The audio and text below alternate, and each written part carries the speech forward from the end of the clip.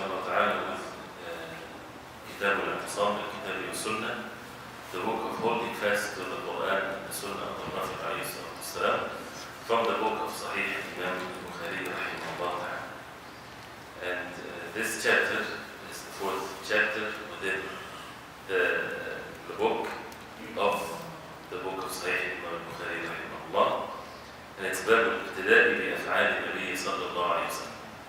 The chapter of al-iqtida is to follow the footsteps of someone, to follow the footsteps of the actions of the Prophet alayhi salatu wasalam. This is the root meaning or the literal meaning of al-iqtida is when you're following someone's footstep, meaning one step after another, very detailed, very specific.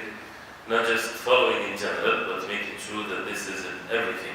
So this specific chapter with regards to the actions, the af'al al-Nabi sallallahu alayhi wa sallam. As we know that the sunnah of the Prophet alayhi salatu wasalam is three things. Aqwal, speech of the Prophet alayhi salatu wasalam. He would say something alayhi salatu wasalam, whether things to be done, things that is forbidden for us to do, things like that. So it's speech and actions. The Prophet alayhi salatu wasalam would do things. And the Sahaba radiallahu anhum would record both his speech and his actions. And the third thing is taqreer in Nabi alayhi salatu wasalam. The taqreer means when he approves something alayhi salatu wasalam. When something happens at his time alayhi salatu wasalam and he was not forbid it. So this is the approval of the Prophet alayhi salatu wasalam, since he did not say that this is not permissible for him. And this third part is also part of the sunnah. And even if someone would say, what if the Prophet ﷺ didn't see it? Someone in his home did something, right? And the Prophet ﷺ didn't know about it. Allah subhanahu wa ta'ala knew about it. And if this is the time when the wahy is coming down, so the revelation is coming down to correct all the things that the people did wrong at the time of the Prophet ﷺ till the day of judgment. So this is definitely part of knowing the sunnah of the Prophet ﷺ. It's the things or other things that the Prophet ﷺ approved. So here with regards to the actions, and this is by itself is a lengthy subject. And the actions of the Prophet ﷺ, when you think about it, it's in many subjects, mainly in matters of ibadah. Prophet ﷺ, for example in Salah, he did not give the people lecture with speech with how to make salah from the beginning to the end, although there is some hadith like this. But mainly the Prophet ﷺ said to the companions radiallahu anhum, "Sallu kama ra'aytumuni usalli." Pray in the same manner that you saw me pray. And he taught the man that he entered the masjid and he made salah, and then he came to the Prophet ﷺ. The Prophet ﷺ told him, "Irja' fasalli fa innaka lam tusalli." He said to him, "Go back and make salah, because you didn't make salah." So the man went back and made his salah again, and he came back to the Prophet ﷺ. The Prophet ﷺ told him, "Go back and make salah because you didn't make salah." 3 times. And then at the end the man said, "Inni la uhsinu ghayraha." I do not know any better than this. So the Prophet ﷺ taught him how to make salah, and he spoke to him ﷺ. And of course there are many hadith, as we will see in Kitab al-Salah and others, many things that the Prophet ﷺ said for people to do in Salah, for example. But also many hadith, it will narrate how the Prophet ﷺ made the Salah. How did he stand? How did he make ruku'? How did he make sujood? How they used to watch the Prophet ﷺ in every major and minor thing. And they recorded that, and they memorized that, and they passed this from one generation to the other. And this is how we make our Salah and Ibadah. The same thing for Hajj. The Prophet ﷺ said to the companions before he went for his farewell Hajj, خُذُوا عَنِّي مَنَاسِكَكُمْ. Take from me your manasik, the rituals of Hajj and what to do for Hajj. So they were watching the Prophet ﷺ. The hadith of Jabir radiallahu anhu, which is the most comprehensive hadith in Hajj, in details talks about what the Prophet ﷺ did in every move, and what did he do, and where did he stop, and what did he do in each places. So it becomes the principle and the foundation of matters of our deen. Especially when Hajj is getting closer, this is, may Allah subhanahu wa ta'ala make it easy for those who did not make Hajj to make Hajj, and those who made Hajj to have it also many times for this such an important pillar of Islam. We need to know the rulings of Hajj, and we need to also understand that, especially here, and this is out of the subject, just 1 minute, inshallah ta'ala, that people here in this country have bestowed with many favors, one of which you can go for Hajj many times, where people in many parts of the world, they can't. So we should witness this ni'mah, that if you have the means to go more than one time, why not? And don't say that I would rather give it for charity if I made my Hajj already. No, give charity and go for Hajj. What's wrong with that? And the Prophet ﷺ, he said, تابعوا بين الحج والعمرة فإنهما ينفيان الفقر كما ينفي الكير خبث الحديد.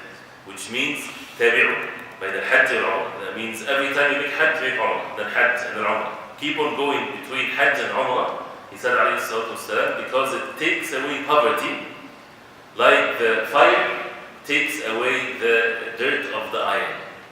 So whoever is worried about his financial situation, going for Hajj and Umrah, every time you make Hajj, then the next time you make Umrah, then Hajj, then Umrah, if it's made easy, and a person has the means. Of course, this is not mandatory this way, but if a person has the means, this is a way not to be poor, but the opposite.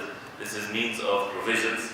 We ask Allah subhanahu wa ta'ala to make it easy for all of us. So here, again, the af'al, the actions. So this is something that is a duty on us. We need to know the actions of the Prophet ﷺ to imitate him. There is no one on earth whatsoever that we are supposed to follow and to imitate in every single detail of his life other than the Prophet ﷺ. Anyone that came after that, when we follow them, like the people of knowledge, not for them, but for the Prophet ﷺ, because the people of knowledge are the inheritors of the Prophet, so they would show us the way of the Prophet ﷺ, not their way. It's the way of the Messenger sallallahu alaihi wasallam. And Imam Bukhari rahimahullah, he mentioned only one hadith, and again, if we talk about the subject, we can talk for a long time with the different examples and evidences and so on. He says, حدثنا أبو نعيم قال حدثنا سفيان عن عبد الله بن دينار عن ابن عمر رضي الله عنهما قال اتخذ النبي صلى الله عليه وسلم خاتما من ذهب. The Prophet صلى الله عليه وسلم اتخذ, he took خاتما, a ring من ذهب, from gold. He took a ring from gold. فاتخذ الناس خواتيم من ذهب. So the people took rings, they got rings made of gold, because the Prophet ﷺ did that. And it doesn't matter what he did ﷺ. He did something everybody would do. They say that this is why the hadith is here, and before we continue, because they were watching the Prophet ﷺ very closely, because they knew this is from Allah subhanahu wa ta'ala. Everything that the Prophet ﷺ do, they would do, unless the Prophet ﷺ would forbid them. He would tell them, this is special for me, as it will come in the next hadith. So when the Prophet ﷺ took a ring from gold, they did the same thing. فقال النبي صلى الله عليه وسلم إني اتخذت خاتما من ذهب. He said, I took a ring from gold. فنبذه. Then he put it away. He threw it away. وقال إني لن ألبسه أبدا. He said, I would never wear it anymore. I would never wear it anymore. Len is for the future, right? I would never wear it anymore. أبدا, forever. فنبذ الناس خواتيمه. So the people, they threw their rings away. Without question, without why. This is the immediate response of following the actions of the Prophet ﷺ. This is action, right? Someone would say, well, can we wear for men rings of gold? Of course, this is not permissible. It's haram by the speech and actions of the Prophet ﷺ. As we know that rulings did not all came at once from the first day. This is the halal and this is the haram. So things that were first halal and then they became haram, because the deen, the wahy came to the Prophet ﷺ one incident at a time. And once it comes, like khamr, for example, drinking wine. If you read the hadith where Anas radiallahu anhu was giving wine to other companions in the house of Talha ibn Ubaydillah. Can somebody take this hadith and say, okay, then I need to follow the ways of the companions and do that at my home? This was before it was forbidden, right? And once it was forbidden, then they threw it away. And whoever has it in his hand, he threw it away. Whoever has it in his mouth, he spit it out, and so on. So things like that, we have to pay attention. Even verses in the Quran, how the gradual forbiddance of alcohol or intoxications came, right? So a person, if he took just one part, لا تقربوا الصلاة وأنتم سكارى, do not approach the salah when you are intoxicated. Okay, that means what? That means if I'm not intoxicated, I can make my salah. That means I can be intoxicated but not make salah. This was a stage, as we all know. So once it's forbidden forever. So the same thing. It was permissible before, then it may become forbidden from Allah subhanahu wa ta'ala. You would never find an ayah in the Quran that says it's haram for men to wear gold. As we know, women, it's permissible for them to wear gold and silk. But for men, it's haram for them to wear these two things.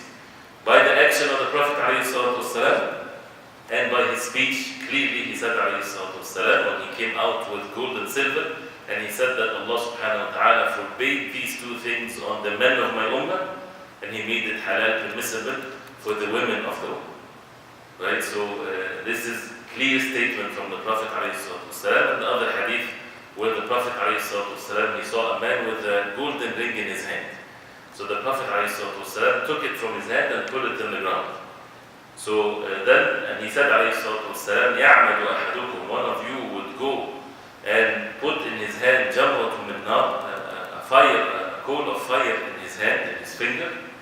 So then the Prophet ﷺ left, and they told this man, take your ring and sell it, not to wear it, but sell it, or give it to your wife or something, right? He said, I would never pick up something that the Prophet ﷺ put down on the ground. This is the complete adab and manners with the Prophet ﷺ, this complete submission. And that's why Allah subhanahu wa ta'ala was pleased with them, because of how they had this total submission to the way of the Messenger sallallahu alayhi wa sallam, following him alayhi salatu wasalam. And this is basically again the covenant that Allah subhanahu wa ta'ala took from every Muslim, says La ilaha illallah Muhammadur Rasulullah. The only one to be worshipped is Allah subhanahu wa ta'ala, and the only one to be followed is Rasulullah sallallahu alayhi wa sallam. Once the sunnah of the Prophet alayhi salatu wasalam is clear, then there is nothing else on the face of earth should divert the Muslim from following the way of the Prophet alayhi salatu wasalam. This subject is also a subject in usul fiqh rulings.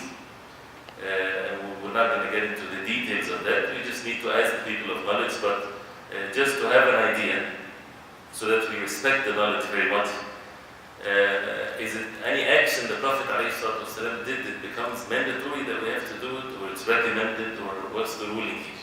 Right? Then we have to have the knowledge, or we have to ask the people of knowledge. Right?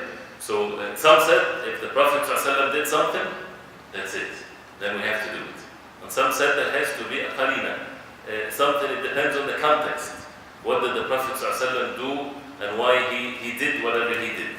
Right? Did he do it as a way to show that it's mandatory, or to show that it's recommended? And this is where you sometimes, some things, you would find some differences of opinions whether it's mandatory or recommended, especially when it comes to the actions. Right? But again, this is where we're supposed to follow the people of knowledge and the understanding of the deen to get to know that. One example is drinking water or drinking anything. We know that it's the sunnah is to drink sitting, right? And the Prophet ﷺ said things, and this is another point. If there's a speech and action of the Prophet ﷺ, the Prophet ﷺ said one thing, and he did the opposite of it, right? Which one should we take? This is definitely matters of knowledge, and of course the nusus or the text has to be present, whether this is before the speech or after the speech, or whether this is a sign that the speech or the order is not to make it mandatory but to make it recommended. So the Prophet ﷺ, if he ordered us to drink sitting, and there's an order like this, the hadith like this, Ishrab qa'idan, drink sitting. So we're not supposed to disobey the order of the Prophet ﷺ.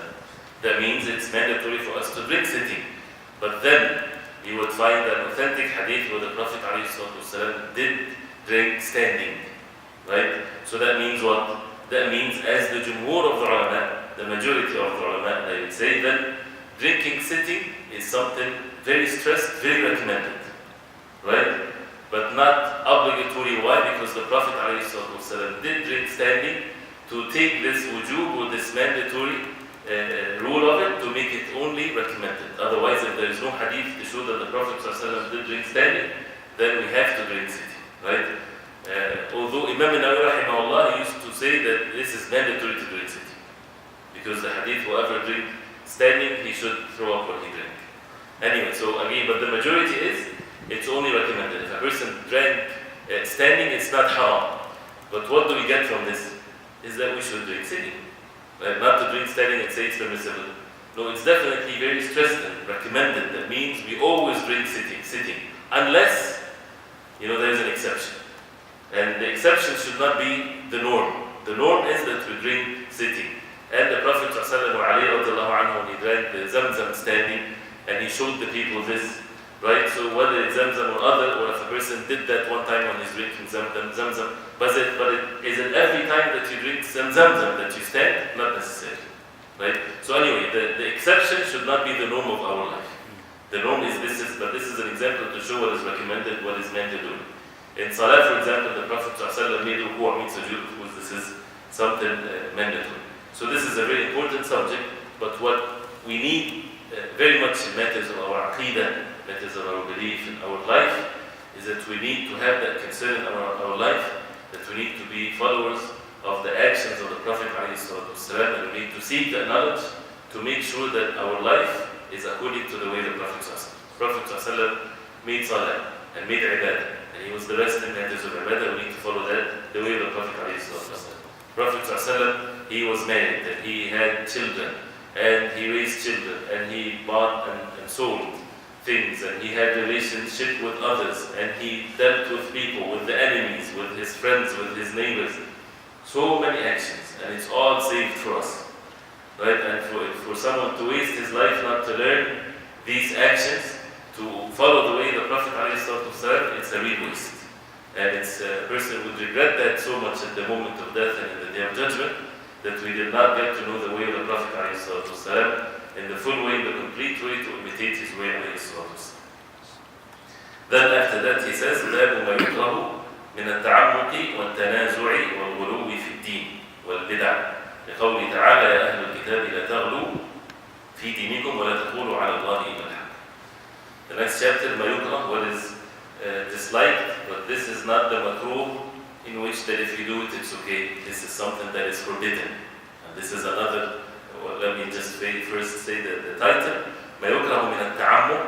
التعمق is when you go, al-umq is the deep of something shallow or has deepness to it.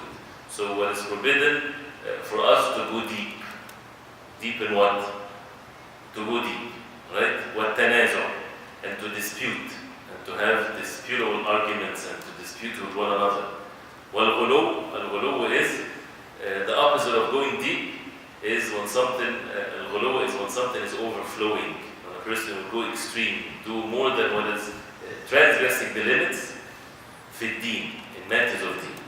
All of this in matters of deen, wal bid'ah, and innovations in the deen. لقوله تعالى, because Allah subhanahu wa ta'ala said in the Quran, يا أهل الكتاب لا تغلوا في دين. All the people of the book, do not transgress the limits in matters of your deen. وَلَا تَقُولُوا عَلَى اللَّهِ إِلَّا الْحَقِّ. Do not say about Allah subhanahu wa ta'ala except the truth. And that's why anyone that goes deep in an evil way, not deep in knowledge to be more knowledgeable, we will see what does that mean. But whoever becomes transgress the limits and have ghulu, extremism, or always disputing with matters of the deen, definitely, why is it so evil? Because that means people are saying things about Allah subhanahu wa ta'ala that is not true. When they say this is the deen, when they say our actions is the deen, our speech is the deen, and this is the way of the Prophet ﷺ. This is the way that if you want to be saved, this is the right way. But then the way is ways of extremism, things of innovations of matters of the deen, things that is not done by the Prophet ﷺ, then they are lying against Allah subhanahu wa ta'ala and His Messenger sallallahu alayhi wa sallam, and there is no crime worse than this. As a crime, it's even as a disease by itself, is worse than shirk itself, than associating partners with Allah. Not that a person, if he falls into this, he's falling into a sin worse than shirk, but the root of it is worse. This is why, because al-qawlu ala Allah bila ilm, to say about Allah without knowledge, is the reason why people fell into shirk. Why people associate partners with Allah? Because this is how it started. Started with al-ghulu, with extremism, with making images, when Allah subhanahu wa ta'ala did not order them to do that, thinking that this will help them to worship Allah subhanahu wa ta'ala more, as the people of Nuh, as it's mentioned in Surah Nuh. But then after a few generations, then they worshipped it besides Allah subhanahu wa ta'ala. Or Allah subhanahu wa ta'ala, when He said about the Christians, وَرَهْبَانِيَّةً ابْتَدَعُوهَا, when they honey and is cut down with the wives and. Right, they have a name for it. When a person secludes himself and he just for the worship and he does not get married, does not deal with people and so on. What? Huh?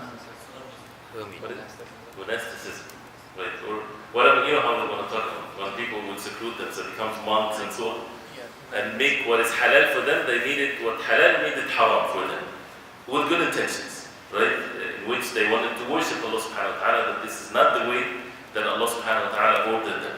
So this is definitely a very serious matter. So you cannot please Allah subhanahu wa ta'ala by thinking that you're righteous and that's it. Sins are not the only thing that is a source of subjecting oneself to the punishment. Also the deen can be a source of punishment, but even some major punishment can happen to a person that is righteous and religious, but not in the right way. In matter of extremism, thinking that he is religious, but really he's following his desires, not following the way of the Prophet ﷺ. So at-ta'ammuk is when people go into details, the deep of things that were not ordered to get into that level of details. Like things of no reason. Like the many weird masail that people invent. What if this happened, then what we do with this? The if questions, one of these examples.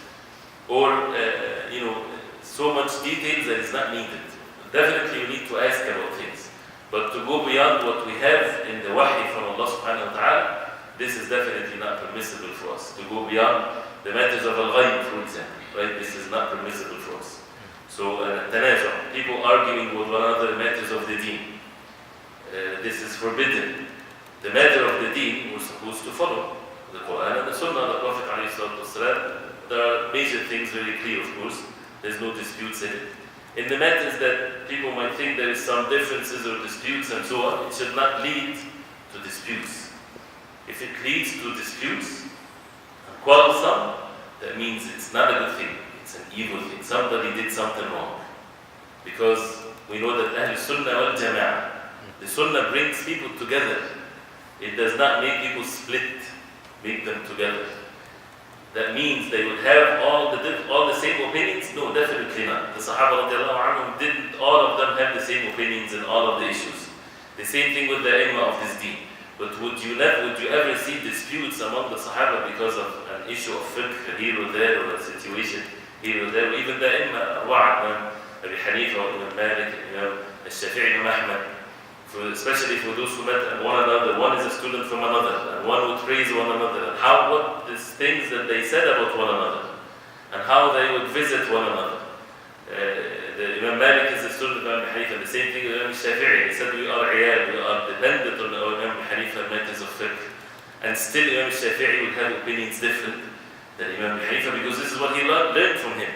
That he learned that the truth is more beloved to him than anything. So if he thinks that this is the truth, then this is what he's going to follow. And this is that nothing would brought disputes in them within one another. This has actually made them even love one another more, because the concern was to follow the truth, and it's the problem usually with the followers when they become occupied with certain false things of how to follow the deen, and they become in dispute with one another, in which they didn't. And there are many, this is maybe a subject to be talked about, especially the relationship between these ai*imma during their lifetime. And what did they say about one another? What did they do to one another? One would visit one when he's sick, and then the other one would return the... That guy made it. You're fixing something. Should we continue? Yeah, of course. والتنازع, so disputes. And one thing with the issue of dispute, because you would find in the books of Aqidah that we are forbidden from disputes in matters of the deen. And in books of Aqidah, it refers to Aqidah. You don't dispute in matters of Aqidah. What does that mean? We follow the Aqidah, the proper Aqidah, what's in the Quran and the Sunnah of the Prophet ﷺ. So we say that we believe in such and such, the matter is clear. Aqidah, there's no differences of opinions. Somebody comes and opposes that with what he thinks, and you talk, then what are you going to answer this? You already said Quran and Hadith, Wahy. And if that opposed by one's opinions, should you go further? What are you going to further? You're going to go further with what? With opinions? Then you get yourself down from the Wahy to something that we can have dispute on. If it's my mind versus your mind, yes, we can dispute and we can argue. But if it's wahy from Allah subhanahu wa ta'ala, revelation from Allah versus people's talk, this is not the same ground here. So that means we have to stand on the same ground first, that we respect the wahy, that we follow the wahy. If it's clear to me that this is the wahy from Allah subhanahu wa ta'ala, that's it. If I don't understand it, then I need to seek knowledge to comprehend it, to understand it, but not to dispute the wahy because of one's opinions or intellect and so on. Right? And that's why we need to make sure that we get this one clear. As Imam Malik rahimahullah, he said that when someone argue with you after, of course he's talking to the people of knowledge, when you express the matter with the Quran and the Sunnah, and this is mainly with Muslims, with one another, because they believe in the Quran and the Sunnah of the Prophet sallallahu alaihi wasallam. If he argue with you, he said, what are you going to say after that? You're going to leave the Quran and the Sunnah aside, and then you start arguing with intellectual things. This is then a problem with the covenant of the La ilaha illallah Muhammad Rasulullah. It doesn't mean that we should not talk about the wisdom behind things. This is a separate subject. It's a good thing to talk about it, but not the way to bring the disputes, because we're supposed to submit ourselves to the truth, the absolute truth in the Quran and the Sunnah of the Prophet. Talking to someone that is a non-Muslim, to give him da'wah, to embrace the deen of Islam, yes, the way of the Quran, you make them see the signs of Allah, you make them think about the power of Allah subhanahu wa ta'ala, and as a result of that, worship Allah subhanahu wa ta'ala alone. Yes, of course, they have to use their aql, and also we have to use our aql, our intellectual abilities, to understand what Allah subhanahu wa ta'ala wants from us. وَالْغُلُوِّ فِي الدِّينِ, and again, extremism, وَالْبِدَعْ, innovation in matters of the deen that was not present at the time of the Prophet ﷺ, matters of the deen again, and we heard that. Then he says, حدثنا عبد الله بن محمد قال حدثنا هشام قال أخبرنا معمر عن الزهري عن أبي سلمة عن أبي هريرة رضي الله عنه قال قال النبي صلى الله عليه وسلم, Prophet صلى الله عليه وسلم said, لا تواصلوا. He said, لا تواصلوا, telling the companions رضي الله عنهم, do not make wasal. Tuwasilu is when you connect two things together. So he's forbidding them from connecting two things together. What is it? With regards to fasting. Do not connect the 2 days together without breaking your fast in between. And we talked about that briefly before. قالوا إنك تواصل. They said you are تواصل. You are connecting the 2 days together without eating in between. So when they saw the Prophet ﷺ, he would fast the day in Ramadan, does not break his fast, does not eat anything, right? And then the night comes, the suhoor time comes, no eating or anything, and he goes to the next day, fasting the next day. And he said, عليه الصلاة والسلام, لا يزال الناس بخير ما عجلوا الفطر. The people will always be good as long as they are in haste in breaking their fast. Meaning, once the sun sets, you have to break your fast immediately. If you delay it intentionally, thinking that makes you more righteous, you're innovating in the deen. You're doing something bad, right? So they saw the Prophet ﷺ, here where the actions comes in place. The Prophet ﷺ is not eating whatsoever. So when he told them, لا تواصلوا, do not make this, do not have the 2 days together without eating in between, they said, إِنَّكَ تُوَصِلُ. O Prophet of Allah, you are doing that. So this is the first benefit, they following the action. Then قال إِنِّي لَسْتُ مِثْلَكُمْ. I'm not like you. إِنِّي أَبِيتُ يُطْعِمُنِي رَبِّي وَيَسْقِينِ. Abit, al-biyat is when you spend the night. When you spend the night, I spend the night, يُطْعِمُنِي رَبِّي وَيَسْقِينِ. My Lord, my Rabb is feeding me and giving me drinks. Right?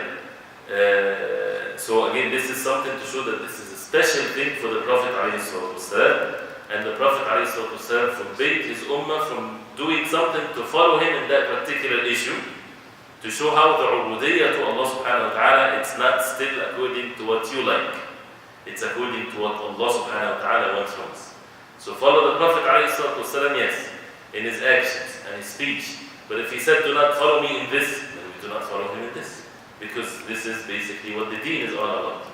So, and of course the meaning here, and what he said, إِنِّي لَسْتُ مِثْلُكُمْ, I'm not like the like of you. This is not in general in all levels and all things, because some people might take this, okay, then if you say we follow the Prophet ﷺ in his speech and actions, some people actually they say that. We're not like the Prophet ﷺ. Who are we to follow and to imitate the Prophet ﷺ? This is the messenger of Allah. This is all false talk. Because Allah subhanahu wa ta'ala ordered us to follow the Prophet ﷺ. لَقَدْ كَانَ لَكُمْ فِي رَسُولِ اللَّهِ أُسْوَةٌ حَسَنَةٌ. deed you have in the Prophet ﷺ, the best example, and the many ayat, أطيعوا الله وأطيعوا الرسول, obey Allah and His Messenger ﷺ, and so on. So there's no doubt. So this statement of the Prophet ﷺ is not like that without any condition. It's explained right after this. Do we, during the night, Allah subhanahu wa ta'ala feed us and give us drinks like this, like the Prophet ﷺ? This is a special thing to the Prophet ﷺ. And that's why the ulama, they said, does that mean that the Prophet ﷺ, Allah subhanahu wa ta'ala would physically bring food for him and he would eat? Right? Or it's another way of provisions that we don't understand. The provisions to the soul that he does not need to eat or drink. Some said this and some said that, but anyway, this is something special to the Prophet ﷺ, because he said that was clearly. He said, do not make the wusal, do not connect the 2 days together. But then, the interesting part here in the hadith, he says, فَلَمْ يَنْتَهُوا عَنِ الْوِصَالِ. They did not quit the wusal. They continued to do it. Right? That means they didn't follow the nahi, what the Prophet ﷺ forbade them of doing. Right? قال فواصل بهم النبي صلى الله عليه وسلم. Then the Prophet ﷺ واصل بهم. He connected with them. But he did not say anything. He saw them that they didn't listen to what he said. So he kept on, fasted a day, didn't eat, and they were with the Prophet ﷺ and having the next day يومين أو ليلتين, 2 days or 2 nights. ثم رأوا الهلال. Then they saw the hilal. It was the end of the month. Then they saw the moon, so it was over. فقال النبي صلى الله عليه وسلم. So the Prophet صلى الله عليه وسلم said, لو تأخر الهلال لزدتكم كالمنك له. He said, if the hilal was late, I would give you more. I would keep on doing that. كالمنك له, meaning as a way to punish them. As a way to punish them because they didn't listen to him. عليه الصلاة والسلام. This hadith has great meanings actually, right? First of all, why did they do that when the Prophet ﷺ told them not to? You would never find when it comes to matters of sins that they would keep on doing it, right? If it's sins or things like that, immediate response. But this is ibadah, right? So they thought that the Prophet ﷺ maybe meant to not do that out of the fear for them. They might get so tired, and he was so concerned towards them. And he had so much mercy towards his companions and towards his ummah. So he said, do not do that out of the right feel for them. So they said, no, he doesn't really mean that. Right? He means just as a way of goodness from him. Not definitely, there is no way that they would get from the Prophet ﷺ that it's haram for them to do that and they would still do it. Or that he's forbidding them in that way. So that's why the Prophet ﷺ, he wanted to teach them with his actions. For them to get the message in the right way, which shows the high zeal of the Prophet, of the companions of the Lord. They're willing to do anything. Right? When we see our situation, we're dealing about filth. Right? Do not do this filth. Do not do this filth. Do not do this najasa. Right? This is our life basically. Try to get away from the impurities and the najasat, which is sins basically. And the Prophet ﷺ, he was forbidding them from going extremes in matters of the deen because of the love of Allah subhanahu wa ta'ala they have in their hearts. This can lead the person to this. Both are evil, right? And that's why a person has to forbid himself from both ways.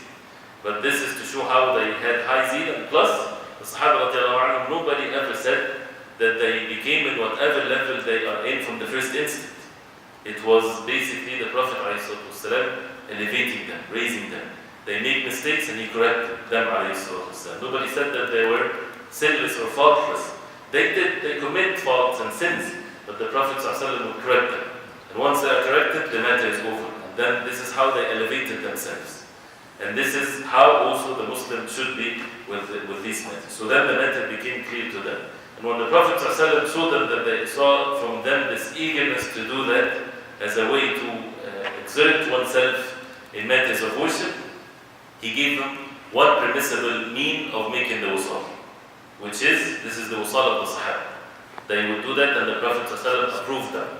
Although this is not necessarily something that a person should do.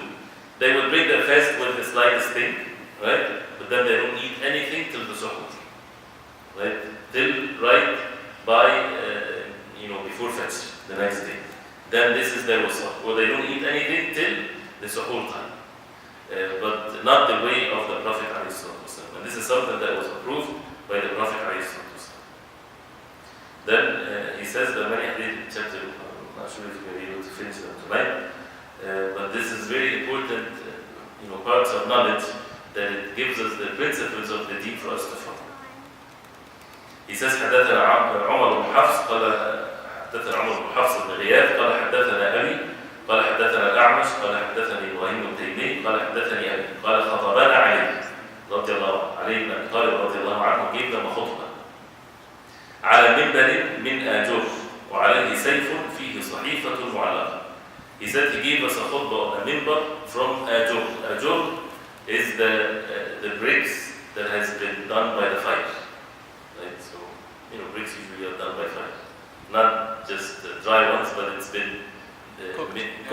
Yeah, they're already cooked.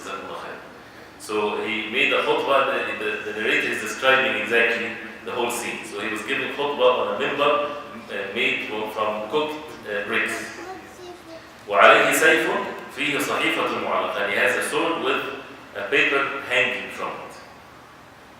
فقال والله ما عندنا من كتاب يقرأ إلا كتاب الله وما في هذه الصحيفة. He said, والله, we do not have any book recited except the book of Allah and what's in this sahifa, in this paper. What does that mean? What that means is they asked Ali radiallahu anhu, this is mentioned in many hadith, different narrations, when people start having ghulu, extremism, in Ali radiallahu anhu. So they came and they thought that the Prophet ﷺ gave special knowledge. This is actually the belief of some deviants, that the Prophet ﷺ gave special knowledge only to Ali radiallahu anhu, and to be hidden from the rest of the ummah. Right? And that Ali radiallahu anhu, he would pass this knowledge, and this is actually in the books like the book Al-Kafi, like with the Shia, this is the main book of Sahih Bukhari. No, not Najm, the book of Al-Kafi, but Kalini is like Sahih Bukhari to that. He was called Door of the Knowledge. The door of the knowledge, yes. But this is a special thing, where they believe that he was given this special knowledge that no one ever had, right? And in this knowledge is like a pillar of light to the heavens that has in it, again this is all false, right? That has in it all the deeds and the names of every single human being from the time, I'm not sure from the beginning of time or from his time, but from the beginning of time to his time, everybody's names and everything. And then that knowledge, he passed it to the next person, the next person, only one person, right? To the next one. And the next one he would have, from one to the other till today. So there's someone today, a Wasi, he has this knowledge, this is how they believe, and it's the one that is present today, he has more knowledge than Ali. Why? Because they say that now he has the names of those who are present now, which Ali radiallahu anhu didn't. Does that sound like religion?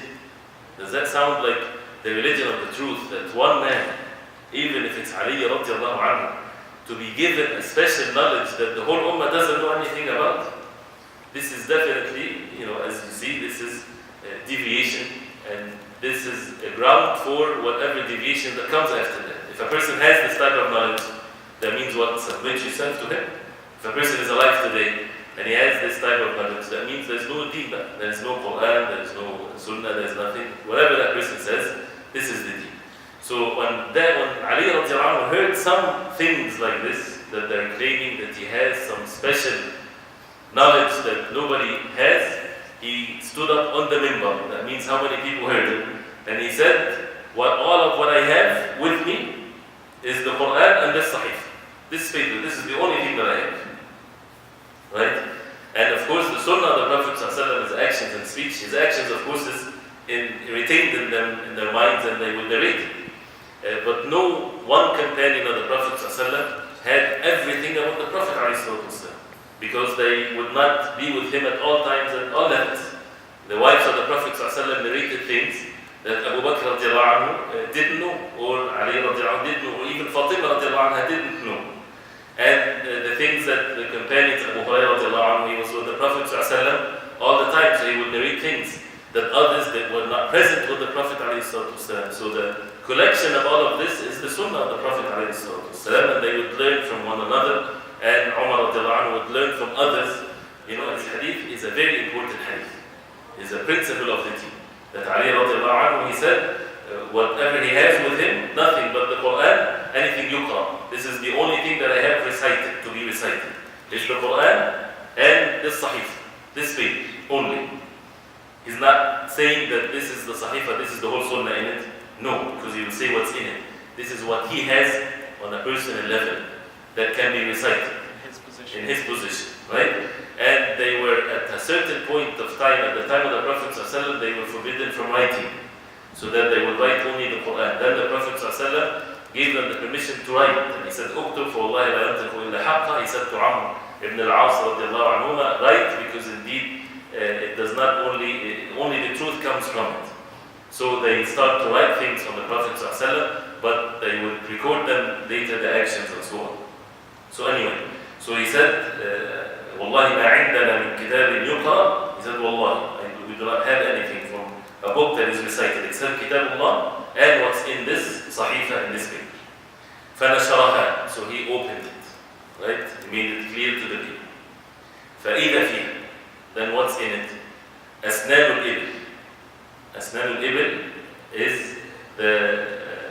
is the camels, right? أسنان الإبل, it refers to the age of the camels. It refers to the diyat, to the diya, right? How much is the blood money if someone is killed? It's based on the camels, right? 100 camels. If someone kills someone, his diya is 100 camels, right? So this was mentioned there. This is from the Sunnah of the Prophet ﷺ. So this ruling was mentioned there. You would find this in the Quran. This is in the Sunnah of the Prophet ﷺ, how much you would give for the day. And of course it's different from one to the other. Asnanul Ibn. And subhanAllah, this is one of the things, people might not see camels here, but the prices of camels is like the prices of gold till today. That means it doesn't change. So it's a measuring thing, that if somebody wants to know if somebody was killed by mistake or so, and they want to give the diya, right, they can ask what's the prices of camel. You will find it is exactly the same in whatever places there are camels, right, at least of what I know from the different Muslim countries. Anyway, so Asnan al-Ibn, وَإِذَا فِيهَا, and in the paper also, الْمَدِينَةُ حَرَمٌ مِنْ عَيْرٍ إِلَى كَذَا. Al-Madinah, the city of the Prophet ﷺ, is haram. You know that Mecca is haram. That means it's not just sacred, it's sacred, and there are certain things haram to be done in a certain area, or the area of the haram. You cannot hunt in it, you cannot cut the trees of it. The sin in it is multiplied, right? So the same thing for Al-Madinah. Al-Madinah is haram from Ayr. Ayr is a mountain known in Medina ila kada, to kada means another name, but it's not mentioned. It's mentioned in another hadith. It's Tawr, the mountain of Tawr. It's small mountains that marks the north side and the south side of Al-Madinah. So the Prophet ﷺ made it clear what is the haram of Al-Madinah, right? Beyond that, it's not haram. Within this place, then this is haram. That means you cannot hunt in there. The sin is multiplied, and this is a very serious matter. When people go to Mecca and Medina, they should not be the same that they are in whatever places they are. This is haram. And that's why when you go to Mecca, you have to have the state of al-haram before you enter. You know, coming from far away, once you get into the miqat, you put the state of al-haram because you're entering the haram. This is not a simple thing. And this is the sanctuary of Allah subhanahu wa ta'ala, that whoever breaks the rules of Allah subhanahu wa ta'ala, it's a sin everywhere, but especially in these places, the sin is multiplied. The ham, to have the concern, or to think of committing a sin, not the win, but once you start getting into the level of that you want to commit a sin, that is a sin, right? So as some ulama, they say, if you see that you were going to go there, and the same things that you would do here, you would do there, it's better not to go. Of course, the person has to do his hajj, right? And we're all full of sins. Of course, it doesn't mean that we should not go, but what I'm saying is people already making plans that they will go there, take their cigarettes with them, take their they are planning to have meetings of riba and namima, and they're planning things, for example, I'm just saying that you are committing more sins. And that's why a person has to make sure that these places are not the same as other places. So anyway, so the Medina is from this place to this place. فَمَنْ أَحْدَثَ فِيهَا حَدَثًا. That's why it's mentioned. Prophet ﷺ said, فَمَنْ أَحْدَثَ فِيهَا حَدَثًا. Whoever do in it, al-hadath is an incident. But here in this context means a sin or a crime. Whoever commit a crime in it, in the Medina or in Mecca, but here the statement is with regards to al-Medina, فَعَلَيْهِ لَعْنَةُ اللَّهِ وَالْمَلَائِكَةِ وَالنَّاسِ أَجْمَعِينَ. The curse of Allah is on him and the angels and all of the people. Right? Crimes in general and also comes into the categories of sins. So any crime is committed there, this is how severe the matter is. لا يقبل الله منه صرفا ولا عدلا. More severity. Allah subhanahu wa ta'ala does not accept from that person صرفا ولا عدلا. صرفا ولا عدلا, it's two words that are used to say that nothing whatsoever will be accepted from you. Which here some said fard or nafl. No fard, no nafl, nothing will be accepted from such a person. The one that would intentionally commit a crime in Medina, shed blood, do all kinds of evil things in Medina, Allah subhanahu wa ta'ala, that person will be cursed and nothing will be accepted from that person. And that's why the other hadith, that whoever man awa muhdithan, it is not permissible to protect someone that committed a crime in Medina.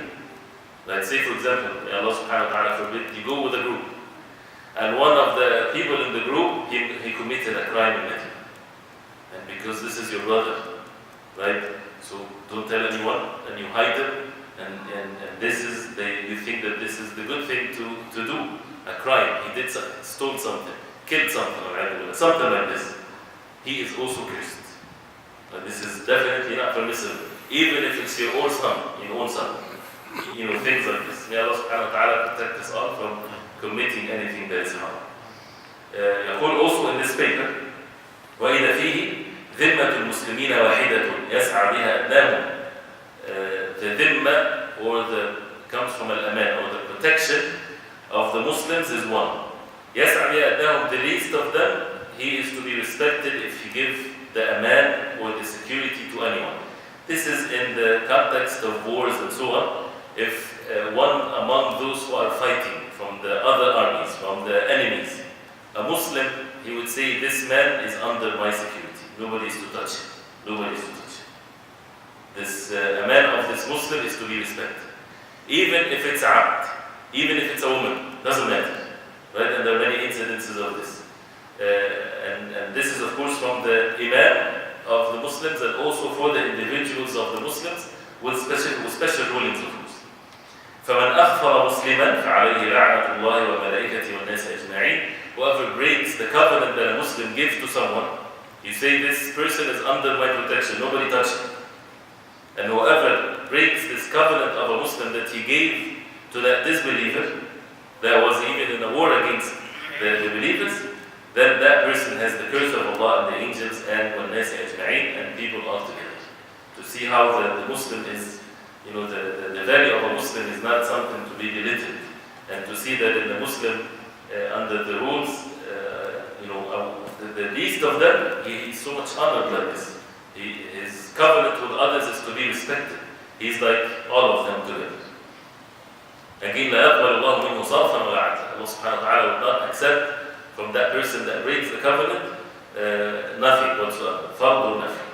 And also in it, وإذا فيها من والى قوما بغير إذن مواليه فعليه لعنة الله والملائكة والناس أجمعين لا يقبل الله منه صرفا ولا عدلا.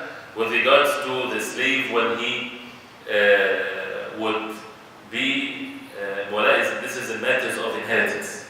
If a person free a slave, then he is to inherit him, because the slave usually doesn't have anyone to inherit him. So he becomes his heir, right?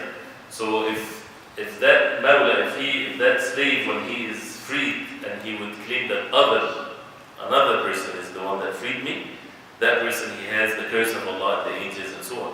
Why? Because someone did that great favor. One of the greatest favors that can ever happen to someone in his life if he's a slave is to free him, right? And then you go around and you betray that favor, this is definitely a sign of a very evil person.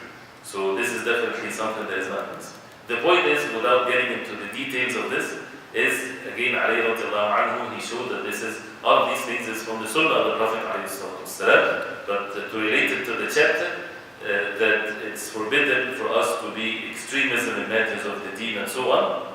When they became extreme in Ali radiallahu anhu, he stood up on the minbar and he explained that radiallahu anhu, so that the matter is clear.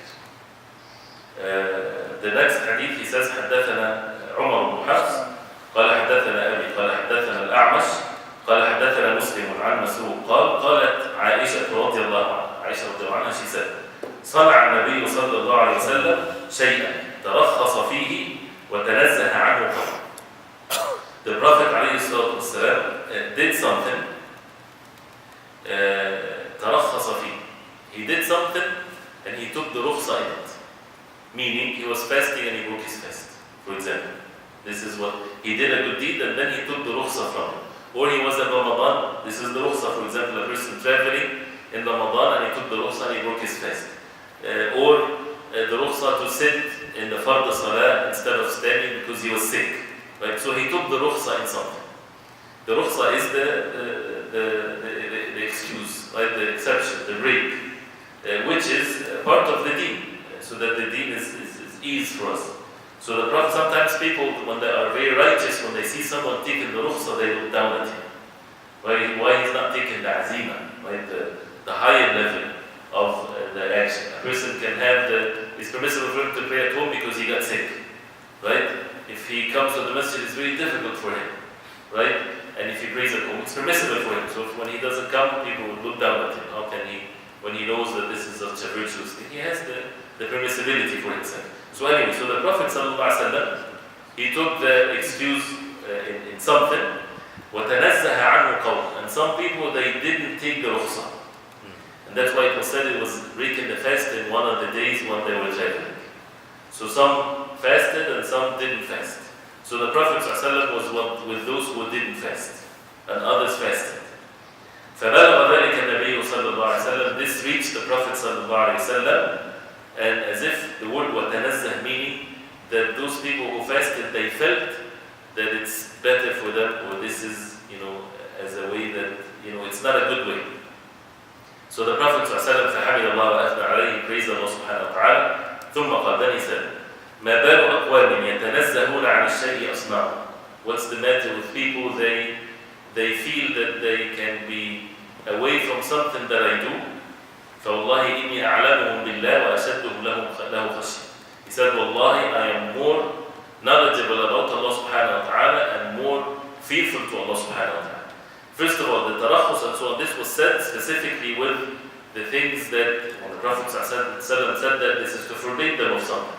Like the three men, those who came to the Prophet ﷺ, and one said, I would never get married. And one said, I would fast every day. And one said that I would pray all night and never relax whatsoever, take a break. So this is in the same context. Not that there's some broke their fast and some fasted. Because in many occasions where the Prophet ﷺ would be with the companions of the anhu, even in Ramadan, some would fast and some would not fast if they're traveling, and no one would forbid the other. They would not see that some has more virtue than the others. And the Prophet ﷺ, it's not out of righteousness that you would fast when you're traveling. Like, don't think that this is more righteous. If you break your fast, you're not doing something bad if you're traveling. So, but here, more into the things that the Prophet ﷺ did that some might think that staying away from it is a good thing for one's religion. Like staying away from marriage, for example, because he's busy with ibadah.